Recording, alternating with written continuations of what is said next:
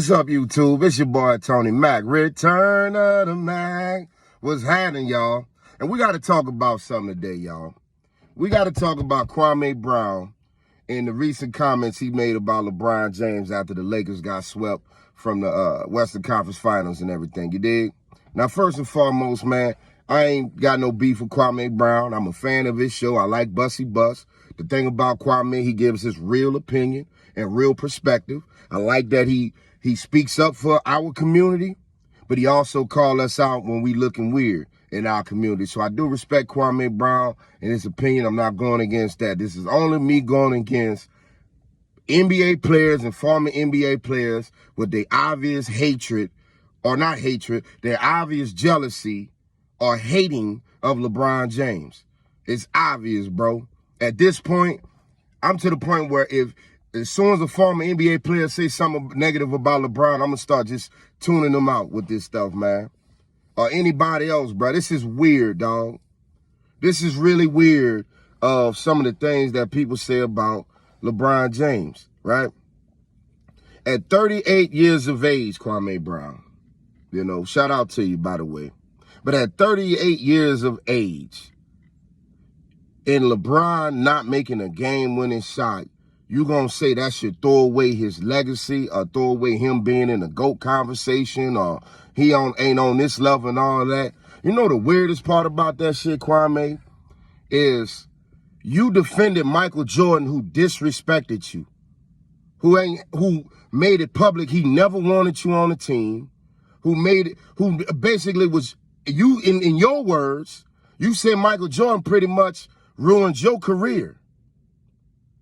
Which people gonna be like, well, that mean Kwame real. If he willing to say Michael Jordan still a GOAT after saying all this, that, and the third, that must being real. Nah, that ain't being real. That's that what he said, go along, get along. People who still say Michael Jordan is the GOAT right now, y'all doing some go along, get along shit. Let me just talk honest with y'all for a second. You know what I'm saying? I'm a Michael Jordan fan, been a Michael Jordan fan because I'm not a fool. We rolled with Michael Jordan 6 rings. We still bought his shoes. We did all that type of stuff. But I'm not a weirdo that's afraid of the next man or next person or next woman or whatever that's coming up that is doing things that is better. It ain't talking about no fucking stats. We ain't talking about no accolades. We ain't talking about no rings. We ain't talking about any of a fake hairline, any of that shit. Us nerds will put LeBron James above Jordan. No, we're not talking about none of that shit. We talking about an eye test. An eye test. Like Shannon Sharp said, maybe you might have been a little jealous because you and LeBron were both #1 picks coming out of high school.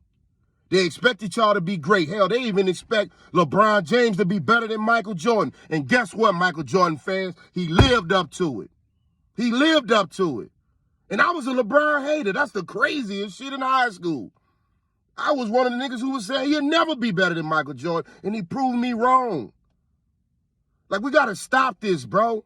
This era of just hating on somebody, this is shit is starting to get weird. Now, I'm not with Shannon Sharp in saying Kwame Brown was a bust and all that. No, man, you made it to the NBA. Ain't no way in hell you a bust. I'm still going to watch your channel. Ain't no way in hell Kwame Brown is a bust. I'm not going to say that. If they saw that a 17-year-old or 18-year-old was good enough to get in the NBA, that must mean he had something. So I'm not going to say that, and I'm not about to give you the Skip Bayless excuse. Well, I just think that maybe Kwame shouldn't have been picked #1. No. They felt like you were #1, so you should have been picked #1. We're not about to do all that. We're not about to tear you down. You know what I'm saying? This ain't with none of that. Ain't got nothing to do with your game. Now, Shannon Sharp may have a right to speak on you about what's great or not because Shannon Sharp wear a gold jacket. But my fat ass, who twice your weight and half your height, ain't got no right to be talking about you, Kwame. So I'm not here to talk about your game. I'm only talking about the things that y'all said. Maybe when you shot the first video, you was really showing us you was a fan because you said you lost money on LeBron.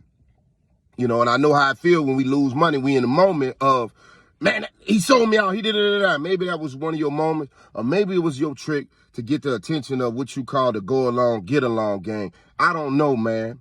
But what you just did was add flame to the fire of a man's legacy that has never truly gotten his respect in the NBA, which is fucking weird. Y'all telling me a person that been in a 20-year career, 19-time All-Star, 18-time All-NBA, 10 times in the finals. Fuck the record if he lost or not. He was there. You know what I'm saying? 4-time MVP, 4-time finals MVP, 4-time champion. And we're going to let up there and we're going to look at this man and shit on everything he did. When the NBA logo is Jerry West, who's 1-7 in the finals. In the only finals he ever won, he was injured. That's why Jerry West don't even brag about that shit.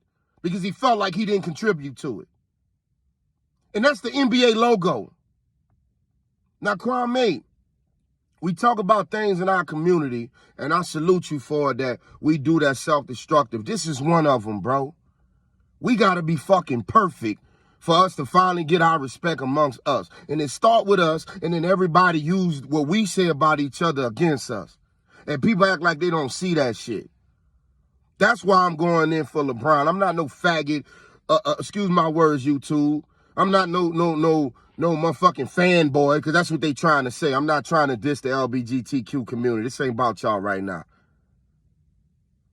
I'm not no person who jock around no fucking LeBron James. I don't think that nigga sexy. I respect his game no different than the old heads who respect Michael Jordan game. Or Will Chamberlain or whoever the fuck they watched. He's our era. Whether we like it or not, cats my age and around my age a little bit or under. He's our era. We ain't got to have a conversation about GOAT. Let's talk greatness. How many players did what LeBron did? Do y'all talk about any of them negatively? Manu Ginobili was the first player to flop in the NBA. Never heard nobody say anything about him. Dwayne Wade was the king at flopping. Hell, his son flip-flopping. And ain't nobody saying nothing about him.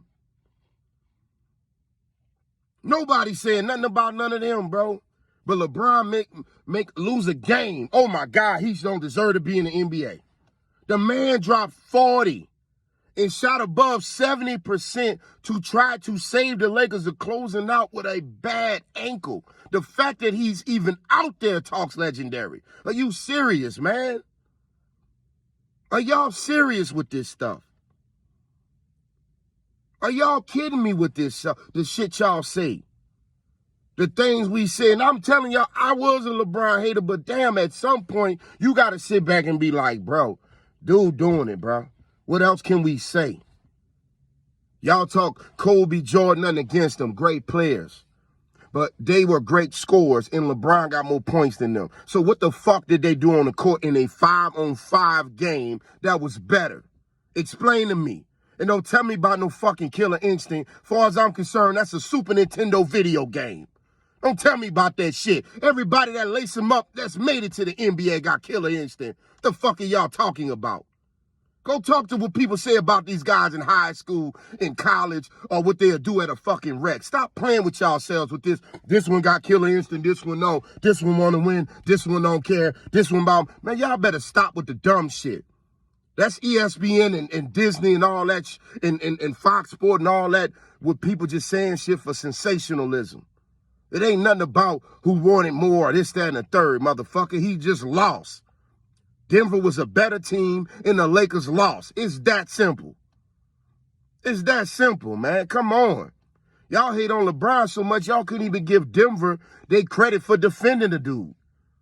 Why couldn't Aaron Gordon get his credit for, man, you locked up LeBron.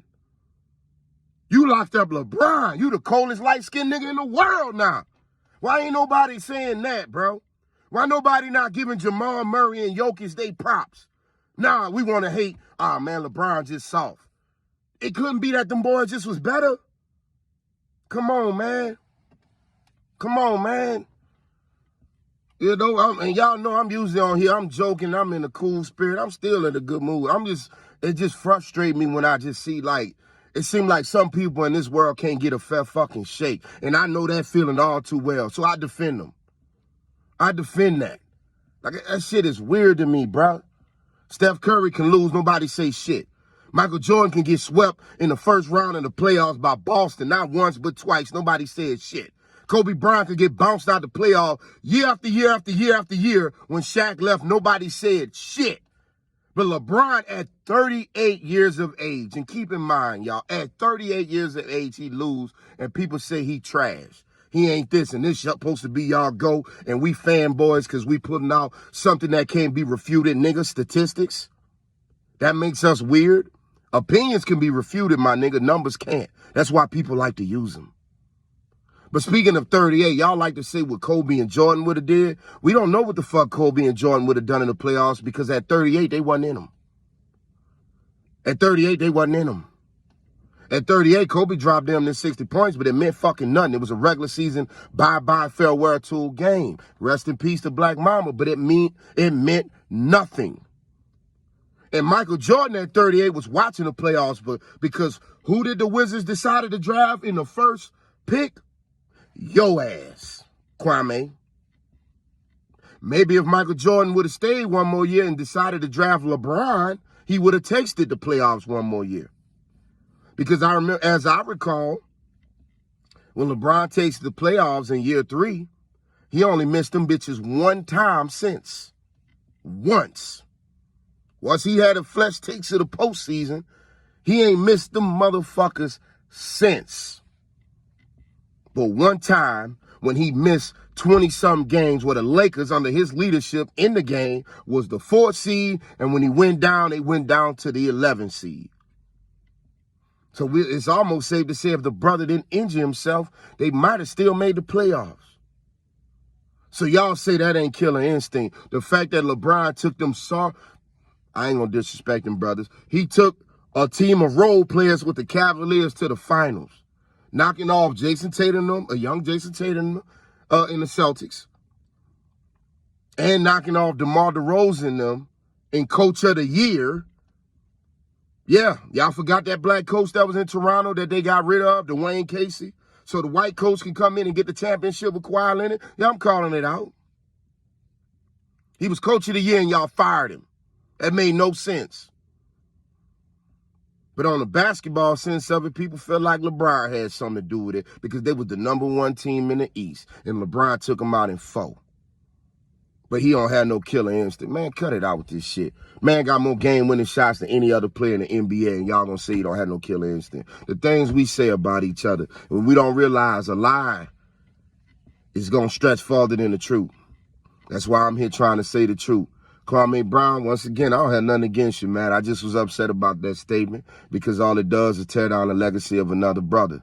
You know what I'm saying? Other than that, I ain't had no issue with it, man. And y'all know what I talk about on my channel. It's Tony Mack, where it's always real, but it's always love. Peace.